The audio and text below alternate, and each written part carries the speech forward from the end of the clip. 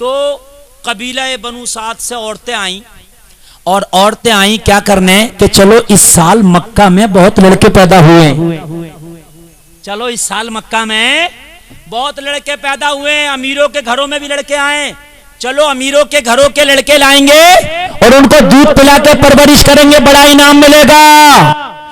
हलीमा नाम की एक औरत भी आ गई, बड़ी गरीब थी, तमाम औरतों के साथ मक्का आई, तमाम औरतों को मक्का में बच्चे मिल गए, मगर हलीमा को आज कोई बच्चा नहीं मिला।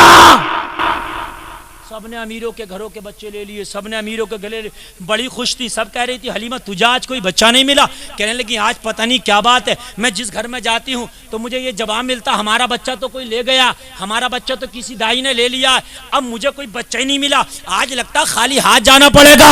मगर हलीमा तुझे आज खाली हाथ नहीं जाना पड़ेगा, आज तुझे ऐसा बच्चा मिलने वाला है जिस बच्चे के कदमों पे पूरी कायनात कुर्बान है। हलीमा को कोई बच्चा ना मिला, सब बच्चे मिल गए तो हलीमा बड़ी मायूस, बड़ी गमगीन, कोई बच्चा ना मिला। फिर किसी ने कहा एक बात बताएं हलीमा, अब्दुल्ला के घर में एक बच्चा आया है, अब्दुल्ला के घर में एक बच्चा आया है, दादा का नाम अब्दुल मुत्तलिब है, मोहम्मद नामी बच्चा है, बड़ा पाक पवित्र है, उस बच्चे की तो बड़ी खूबियां हैं, जाओ उस बच्चे को ले आकर मिल जाए। तो हजरत हलीमा बयान करती हैं, मैं आमना के दरवाजे पे गई, मैंने कुंडी खटखटाई, मुझे इजाजत मिल गई। जब मैं आमना के घर के अंदर गई तो मैंने आमना की गोद में देखा, बच्चा नहीं, ऐसा लग रहा था जैसे चांद आमना की गोद में उतर आया हो। मैंने कसम खाई कि इस बच्चे को नहीं छोड़ना, इस बच्चे को तो लेकर ही जाऊंगी। हाय हाय, बच्चा ले लिया, और बच्चा लेने के बाद में हलीमा चलती बनी। कोई कह रही थी मुझे इतना अमीर बच्चा मिला, इतना अमीर बच्चा मिला, इतना अमीर बच्चा मिला। हलीमा का बयान है जब से मोहम्मद मेरे घर में आए, उससे पहले तो मेरे घर में फाके होते थे, मगर जब से मोहम्मद मेरे घर में आए तो मेरे घर के फाके खत्म हो गए। जाहिर में हलीमा ने सरकार को पाला है, सच ये है हलीमा को सरकार ने पाला है। अल्लाह अल्लाह अल्लाह, सरकार की आमद का अंदाज निराला है, मक्का में हुए पैदा, घर घर में उजाला है। आए हजरत हलीमा के पास एक बच्चा और था जो हजरत हलीमा का ही था, नाम अब्दुल्ला था, ठीक है। अब एक सरकार को ले आई, क्या बच्चे हो गए, जोर से बोलो ना यार, दो हो गए। एक बच्चा पहला था, क्या नाम था उसका, अब्दुल्ला, और दूसरे आ गए मोहम्मद इब्ने अब्दुल्ला, दो बच्चे आ गए ना।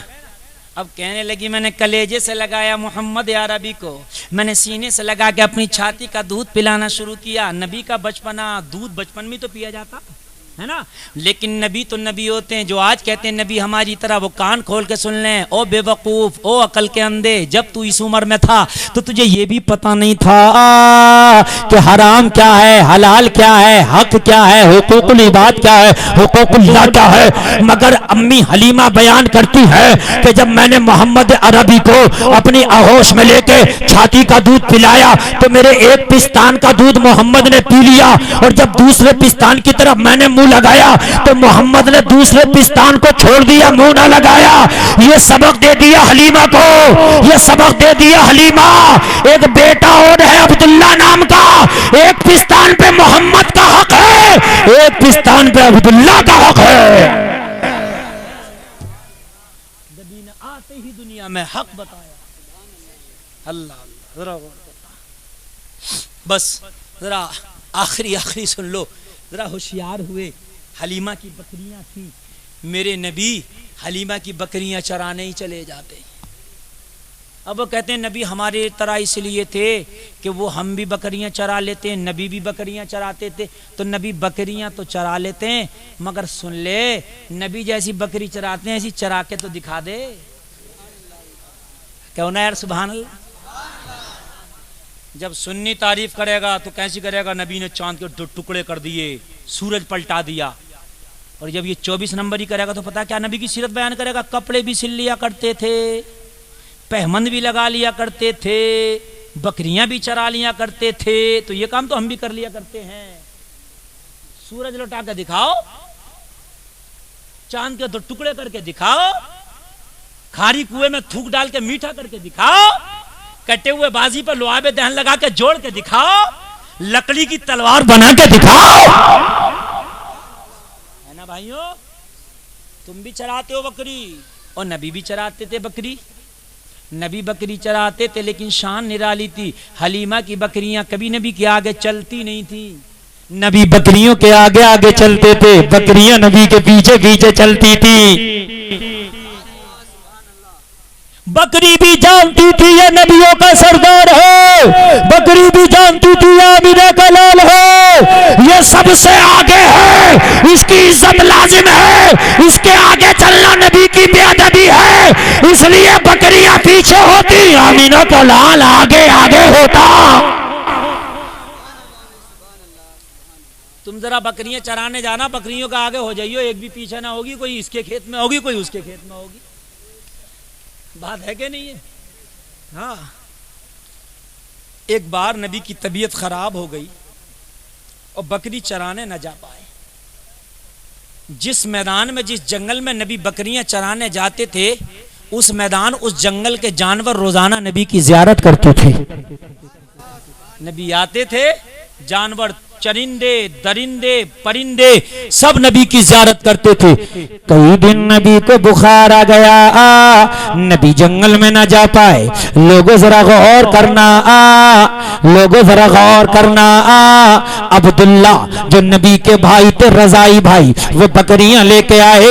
अब्दुल्ला की एक बकरी को शेर उठा के ले गया। शाम को अब्दुल्ला बकरियां लेके आए, आंखों में आंसू हैं, अब्दुल्ला रोते रोते आ रहे हैं। दाई हलीमा बयान करती है, मैंने पूछा बेटे अब्दुल्ला क्यों रो रहे हो? कहने लगे माँ, जो सबसे ज्यादा दूध देने वाली बकरी थी, आज जंगल का शेर उठा के ले गया है। माँ, जो सबसे कीमती बकरी थी, जो सबसे नस्ली बकरी थी, जो सबसे असली बकरी थी, उसे जंगल का शेर ले गया। माँ इसलिए रो रहा हूँ। अल्लाह अल्लाह, मेरे नबी बुखार की शिद्दत में बड़ी कमजोरी है। मेरे नबी उठे, अरे किसकी ताकत कि मोहम्मद की बकरी ले जाए?